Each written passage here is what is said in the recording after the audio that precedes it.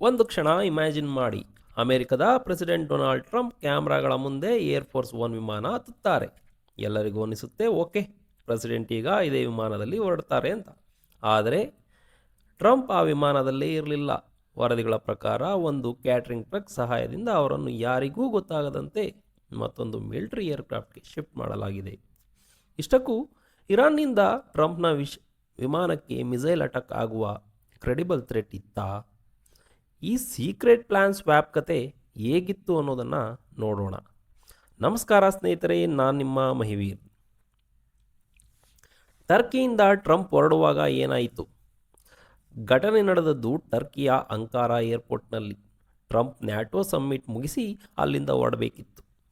ಅವರು ಟರ್ಕಿ ಬಂದಿದ್ದು ಕತಾರ್ ನೀಡಿದ ಹೊಸ ಬೋಯಿಂಗ್ 747-8ರಲ್ಲಿ. ಆದರೆ ಹೊರಡುವಾಗ ಟ್ರಂಪ್ ಒಂದು ಇಂಟ್ರೆಸ್ಟಿಂಗ್ ಸ್ಟೇಟ್ಮೆಂಟ್ ಕೊಟ್ಟಿದ್ದರು. ಅವರು ಹಳೆಯ ಏರ್ಫೋರ್ಸ್ ಒನ್ನಲ್ಲೇ ಹೋಗುತ್ತೇನೆ, ಓಲ್ಡ್ ಟೈಮ್ ಸೇಕ್ ಅಂತ ಹೇಳಿದರು. ಅದರಂತೆ ಜುಲೈ 8ರಂದು ಕ್ಯಾಮ್ರಾಗಳ ಮುಂದೆ ಟ್ರಂಪ್ ಹಳೆಯ ಏರ್ಫೋರ್ಸ್ ಒನ್ ಹತ್ತಿದರು. ಎಲ್ಲರೂ ಅದನ್ನೇ ನೋಡುತ್ತಿದ್ದರು. ಆದರೆ ಇದರ ಹಿಂದೆ ಇನ್ನೊಂದು ಸೀಕ್ರೆಟ್ ಪ್ಲಾನ್ ನಡೆಯುತ್ತಿತ್ತು. ಅದೇನೆಂದರೆ ಕ್ಯಾಟ್ರಿಂಗ್ ಟ್ರಕ್ನಿಂದ ಸೀಕ್ರೆಟ್ ಎಸ್ಕೇಪ್.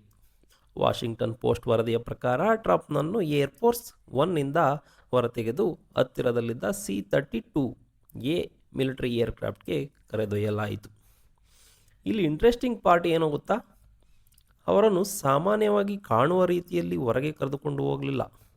ಒಂದು ಕ್ಯಾಟ್ರಿಂಗ್ ಟ್ರಕ್ಕನ್ನು ಏರ್ಕ್ರಾಫ್ಟ್ ಡೋರ್ ಮಟ್ಟಕ್ಕೆ ಎತ್ತಲಾಗಿತ್ತು. ಆ ಟ್ರಕ್ನ ಸಹಾಯದಿಂದ ಟ್ರಂಪ್ ಏರ್ಫೋರ್ಸ್ ಒನ್ನಿಂದ ಹೊರಬಂದು ಮತ್ತೊಂದು ಮಿಲಿಟರಿ ಏರ್ಕ್ರಾಫ್ಟ್ಗೆ ಶಿಫ್ಟ್ ಆದರು ಎಂದು ವರದಿಯಾಗಿದೆ. ಅಂದರೆ ಕ್ಯಾಮ್ರಾಗಳು ಏರ್ಫೋರ್ಸ್ ಒನ್ ಹತ್ತ ನೋಡುತ್ತಿದ್ದಾಗ ಪ್ರೆಸಿಡೆಂಟ್ ಮತ್ತೊಂದು ಏರ್ಕ್ರಾಫ್ಟ್ ಕಡೆಗೆ ಹೋಗುತ್ತಿದ್ದರು. ಜರ್ನಲಿಸ್ಟ್ಗಳಿಗೂ ಗೊತ್ತಿರಲಿಲ್ಲ.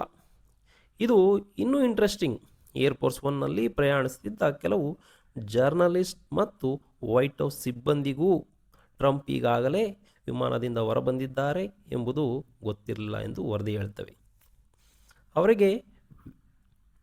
ಅವರಿಗೆ ವಿಂಡೋ ಶೇಡ್ಸ್ ಕೆಳಗೆ ಇಡಲು ಹೇಳಲಾಗಿತ್ತು. ಅದರ ಪರಿಣಾಮ ಹೊರಗಿನಿಂದ ನೋಡುತ್ತಿರುವವರಿಗೆ ಟ್ರಂಪ್ ಇನ್ನೂ ಏರ್ಫೋರ್ಸ್ ಒನ್ನಲ್ಲೇ ಇದ್ದಾರೆ ಅನ್ನೋ ಇಂಪ್ರೆಷನ್ ಸಿಗುತ್ತಿತ್ತು. ಅದೇ ಸಮಯದಲ್ಲಿ ಡಿಫೆನ್ಸ್ ಸೆಕ್ರೆಟರಿ ಪೀಟ್ ಹೆಗ್ಸೆತ್ ಬೇರೆ ಮಾರ್ಗದಿಂದ C-32A ಏರ್ಕ್ರಾಫ್ಟ್ ಹತ್ತಿದ್ದರು ಎಂದು ವರದಿಯಾಗಿದೆ. ಅಂದರೆ ಫ್ಲೈಟ್ ಸಾಮಾನ್ಯವಾಗಿಯೇ ನಡೆಯುತ್ತಿದೆ ಅನ್ನೋ ಇಂಪ್ರೆಷನ್ ಉಳಿಸುವ ಪ್ರಯತ್ನ. ಈ ಸೀಕ್ರೆಟ್ ಆಪರೇಷನ್ ಯಾಕೆ? ಇದರ ಹಿಂದಿನ ಕಾರಣ ಇರಾನ್ನಿಂದ ಬಂದಿರುವ ಸಾಧ್ಯತೆ ಇದ್ದ ಥ್ರೆಟ್.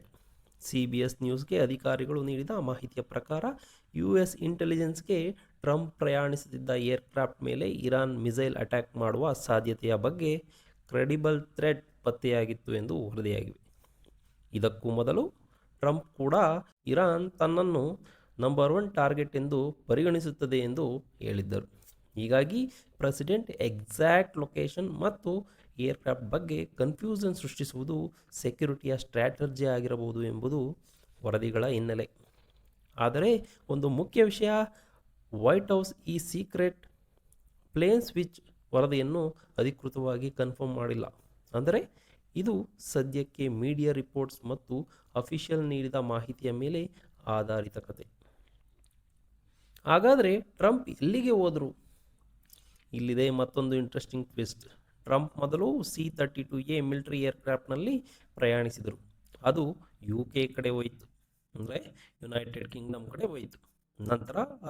ನಂತರ ಅವರು UKಯ RAF ಮೈಲ್ಡನ್ ಹಾಲ್ನಲ್ಲಿ ಮತ್ತೆ ಹಳೆಯ ಏರ್ಫೋರ್ಸ್ ಒನ್ಗೆ ಬಂದರು.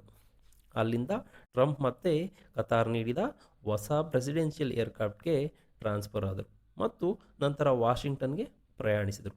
ಆದರೆ C-32A ಇಂದ ಮತ್ತೆ ಏರ್ಫೋರ್ಸ್ ಒನ್ಗೆ ಟ್ರಂಪ್ ಹೇಗೆ ಟ್ರಾನ್ಸ್ಫರ್ ಆದರು? ಅದು ಇನ್ನೂ ಸಂಪೂರ್ಣವಾಗಿ ಸ್ಪಷ್ಟವಾಗಿಲ್ಲ. ಟ್ರಂಪ್ ನಂತರ ಏನು ಹೇಳಿದರು? ಇದಕ್ಕಿಂತ ಇಂಟ್ರೆಸ್ಟಿಂಗ್ ವಿಷಯ ಏನಂದರೆ, ನಂತರ ಟ್ರಂಪ್ ರಿಪೋರ್ಟರ್ಸ್ ಜೊತೆ ಮಾತನಾಡುವಾಗ ಇರಾನ್ನಿಂದ ಬರುತ್ತಿರುವ ಥ್ರೆಟ್ ಬಗ್ಗೆ ಮಾತನಾಡಿದರು. ಅವರು ತಮ್ಮ ಜೀವಕ್ಕೆ ಯಾವಾಗಲೂ ಥ್ರೆಟ್ ಇರುತ್ತದೆ ಎಂದು ಹೇಳಿದರು ಮತ್ತು ಇರಾನ್ ಲಿಸ್ಟ್ನಲ್ಲಿ ತಾನೇ ನಂಬರ್ 1 ಎಂದು ಹೇಳಿದರು. ರಿಪೋರ್ಟರ್ಸ್ಗೆ ಒಂದು ಪಾಯಿಂಟ್ನಲ್ಲಿ ಟರ್ಕಿಯಿಂದ ಹೊರಡುವ ಫ್ಲೈಟ್ನಲ್ಲಿ ವಿಂಡೋ ಶೇಡ್ಸ್ ಯಾಕೆ ಕ್ಲೋಸ್ ಮಾಡಲು ಹೇಳಲಾಗಿತ್ತು ಎಂದು ಕೇಳಲಾಯಿತು. ಅದಕ್ಕೆ ಟ್ರಂಪ್, ನೀವು ಡೇಂಜರಸ್ ಫ್ಲೈಟ್ನಲ್ಲಿ ಇರಬಹುದು ಎಂಬ ರೀತಿಯಲ್ಲಿ ಉತ್ತರಿಸಿದರು. ಅಂದರೆ ಅವರಿಗೆ ಥ್ರೆಟ್ ಬಗ್ಗೆ ಮಾಹಿತಿ ಇದ್ದಿರಬಹುದು ಎಂಬ ಅನುಮಾನ ಇನ್ನಷ್ಟು ಹೆಚ್ಚಾಯಿತು. ಹೊಸ ಏರ್ಫೋರ್ಸ್ ಒನ್ ಸೇಫ್ ಆಗಿದೆಯಾ ಇಲ್ವಾ? ಇಲ್ಲಿ ಮತ್ತೊಂದು ದೊಡ್ಡ ಪ್ರಶ್ನೆ ಬರುತ್ತದೆ. ಕತಾರ್ ನೀಡಿರುವ ಹೊಸ ಬೋಯಿಂಗ್ 747-8 ಬಗ್ಗೆ ಕೂಡ ಸೆಕ್ಯುರಿಟಿ ಕನ್ಸರ್ನ್ ಚರ್ಚೆಗೆ ಬಂದಿದೆ. ರಿಪೋರ್ಟರ್ಸ್ ಪ್ರಕಾರ ಹಳೆಯ ಏರ್ಫೋರ್ಸ್ ಒನ್ ಏರ್ಕ್ರಾಫ್ಟ್ಗಳಲ್ಲಿ ಇನ್ಕಮಿಂಗ್ ಮಿಸೈಲ್ಸ್ ವಿರುದ್ಧ ರಕ್ಷಣೆ ವಿಶೇಷ ಸಿಸ್ಟಮ್ ಇವೆ. ಆದರೆ ಹೊಸ ಕತಾರಿ ಏರ್ಕ್ರಾಫ್ಟ್ನಲ್ಲಿ ಯಾವ ರೀತಿಯ ಡಿಫೆನ್ಸಿವ್ ಸಿಸ್ಟಮ್ ಇವೆ ಎಂಬ ಸಂಪೂರ್ಣ ಮಾಹಿತಿ ಪಬ್ಲಿಕ್ಗೆ ಲಭ್ಯವಿಲ್ಲ. ವೈಟ್ ಹೌಸ್ ಮಾತ್ರ ಹೊಸ ಏರ್ಕ್ರಾಫ್ಟ್ ಪ್ರೆಸಿಡೆಂಟ್ ಮತ್ತು ಸ್ಟಾಫ್ನ ಸೆಕ್ಯುರಿಟಿಗಾಗಿ ಅಡ್ವಾನ್ಸ್ಡ್ ಪ್ರೊಟೆಕ್ಟಿವ್ ಸಿಸ್ಟಮ್ ಹೊಂದಿದೆ ಎಂದು ಹೇಳಿದೆ. ಇನ್ನು ಕೆಲವು ಅಪ್ಗ್ರೇಡ್ಸ್ ಕೂಡ ಮುಂದಿನ ದಿನಗಳಲ್ಲಿ ನಡೆಯಲಿವೆ ಎಂದು ವೈಟ್ ಹೌಸ್ ತಿಳಿಸಿದೆ. ಹಾಗಾದರೆ ನಿಜವಾದ ಕತೆ ಏನು? ಒಟ್ಟಿನಲ್ಲಿ ನಾವು ತಿಳಿದುಕೊಂಡಿರುವುದು ಇಷ್ಟು: ಟ್ರಂಪ್ ಕ್ಯಾಮ್ರಾಗಳ ಮುಂದೆ ಏರ್ಫೋರ್ಸ್ ಒನ್ ಹತ್ತಿದರು. ಆದರೆ ರಿಪೋರ್ಟರ್ಸ್ ಪ್ರಕಾರ ಅವರು ಸೀಕ್ರೆಟ್ಲಿ ಮತ್ತೊಂದು ಮಿಲಿಟರಿ ಏರ್ಕ್ರಾಫ್ಟ್ಗೆ ಶಿಫ್ಟ್ ಆದರು. ಇದಕ್ಕಾಗಿ ಕ್ಯಾಟರಿಂಗ್ ಟ್ರಕ್ ಬಳಸಲಾಯಿತು ಎಂದು ವರದಿಯಾಗಿದೆ. ಜರ್ನಲಿಸ್ಟ್ಗೂ ಈ ಚೇಂಜ್ ಗೊತ್ತಿರಲಿಲ್ಲ ಮತ್ತು ಇದರ ಹಿಂದಿನ ಪ್ರಮುಖ ಕಾರಣ ಇರಾನ್ನಿಂದ ಟ್ರಂಪ್ ಅಥವಾ ಅವರ ಏರ್ಕ್ರಾಫ್ಟ್ ಮೇಲೆ ಸಂಭವಿಸಬಹುದಾದ ಮಿಸೈಲ್ ಥ್ರೆಟ್. ಆದರೆ ಮತ್ತೆ ನೆನಪಿಟ್ಟುಕೊಳ್ಳಿ, ಈ ವೈಟ್ ಹೌಸ್ ಈ ಸ್ಪೆಸಿಫಿಕ್ ಸೀಕ್ರೆಟ್ ಪ್ಲೇನ್ ಸ್ವ್ಯಾಪ್ ಅನ್ನು ಅಫಿಷಿಯಲಿ ಕನ್ಫರ್ಮ್ ಮಾಡಿಲ್ಲ. ಹೀಗಾಗಿ ಇದು ಸದ್ಯಕ್ಕೆ ರಿಪೋರ್ಟ್ಸ್ ಆಧಾರಿತ ಮಾಹಿತಿ. ಒಬ್ಬ ಪ್ರೆಸಿಡೆಂಟ್ನ ಪ್ರಯಾಣದಲ್ಲಿ ಒಂದು ಸಾಮಾನ್ಯ ಕ್ಯಾಟರಿಂಗ್ ಟ್ರಕ್ ಕೂಡ ಇಷ್ಟೊಂದು ದೊಡ್ಡ ಸೆಕ್ಯುರಿಟಿ ಆಪರೇಷನ್ನ ಭಾಗವಾಗಬಹುದು ಅನ್ನೋದು ನಿಜಕ್ಕೂ ವಿಚಿತ್ರ ಅಲ್ಲವೇ? ಟ್ರಂಪ್ನ ಕೇಸ್ನಲ್ಲಿ ಸೆಕ್ಯುರಿಟಿ ಎಷ್ಟು ಹೈ ಲೆವೆಲ್ಗೆ ಹೋಗಿದೆ ಅನ್ನೋದಕ್ಕೆ ಈ ರಿಪೋರ್ಟೆಡ್